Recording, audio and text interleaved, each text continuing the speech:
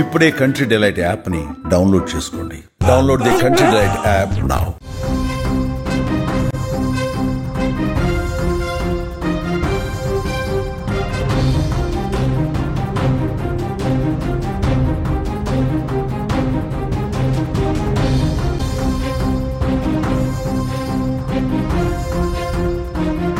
Japan మునిగిపోతుందా?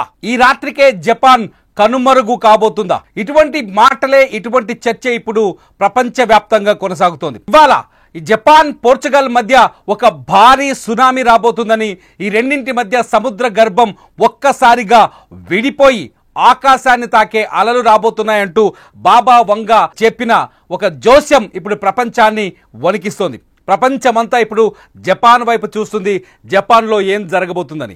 ఈ నేపథ్యంలోనే జపాన్లో వరుస భూకంపాలు రావడం, జపాన్ చుట్టూ ఉన్న ద్వీపాలు భూకంపాలతో తల్లడిల్లిపోవడం చూస్తుంటే నిజంగానే బాబా వంగా మాటలు నిజమవుతున్నాయనే చర్చకు కూడా ఆస్కారం తలెత్తింది.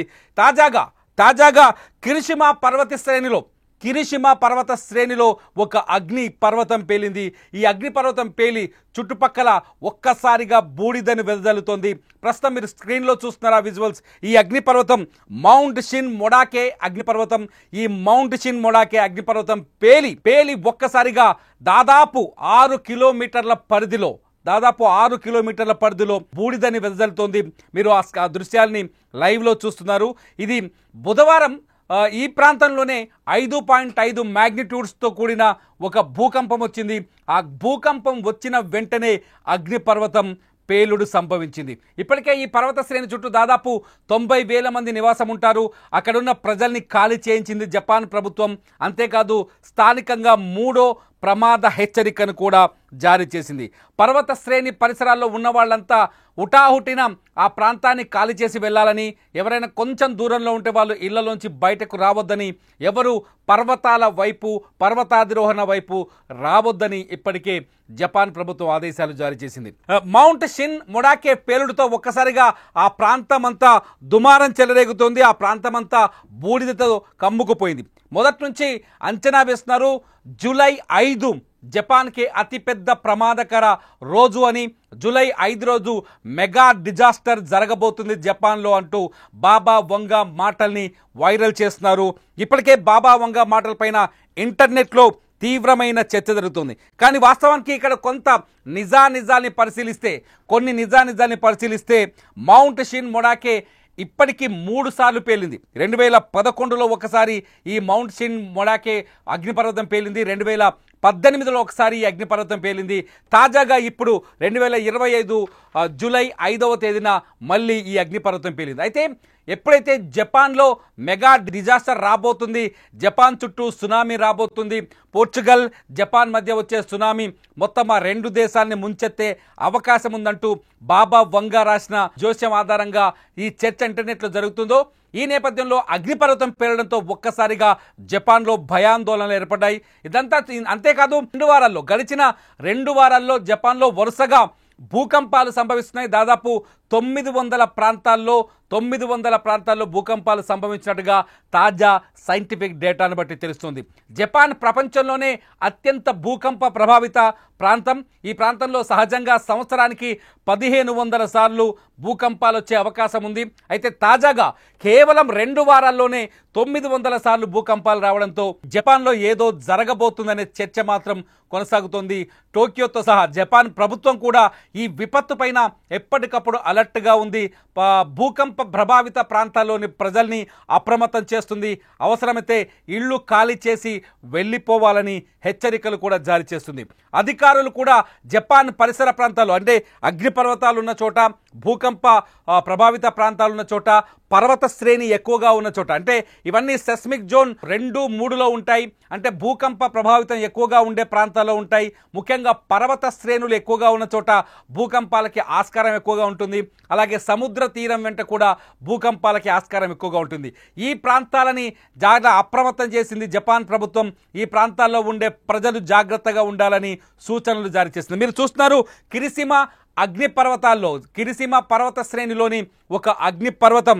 ఈ అగ్నిపర్వతం పేరు మౌంట్ షిన్ మొడాకే, ఈ మౌంట్ షిన్ మొడాకే అగ్నిపర్వతం పేలిన దృశ్యాల్ని.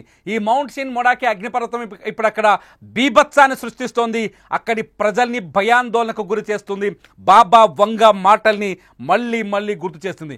1999లో బాబా వంగా ఒక పుస్తకాన్ని రిలీజ్ చేశారు, ది ఫ్యూచర్ ఐసా అని చెప్పేసి.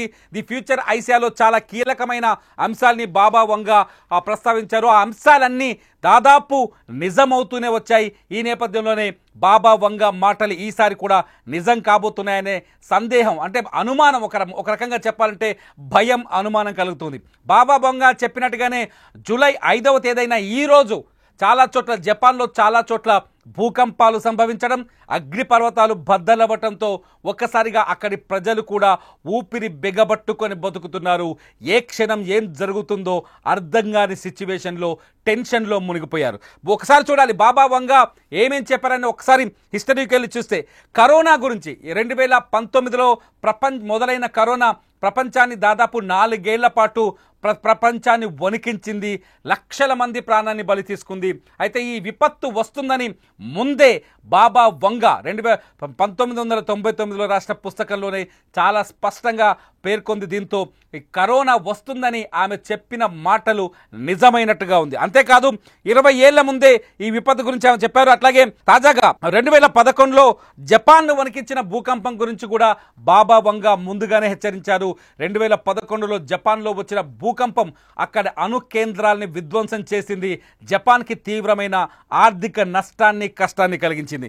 అంతేకాదు ప్రిన్సెస్ డయానా మరణం గురించి కూడా బాబా వంగా ముందుగానే ప్రిడిక్ట్ చేశారు.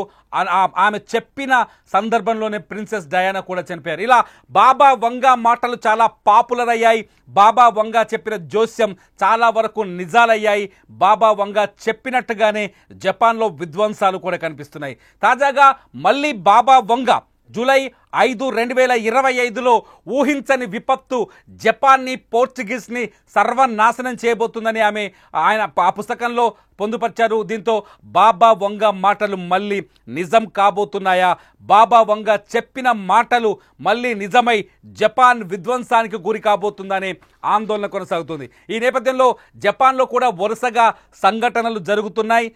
జపాన్లో వరుసగా గడిచిన 2 వారాలుగా వరుసగా భూకంపాలు సంభవిస్తున్నాయి.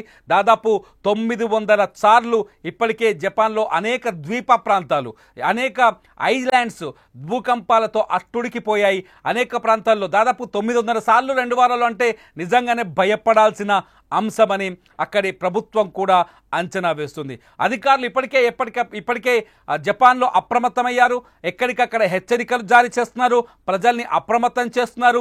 భూకంపాలు వచ్చినప్పుడు ఎలా తప్పించుకోవాలనే విషయాలను చెప్తున్నారు. ఇటు సముద్ర తీర ప్రాంతాల్లో ఉన్న వారిని ఎప్పటికప్పుడు అప్డేట్ చేస్తున్నారు.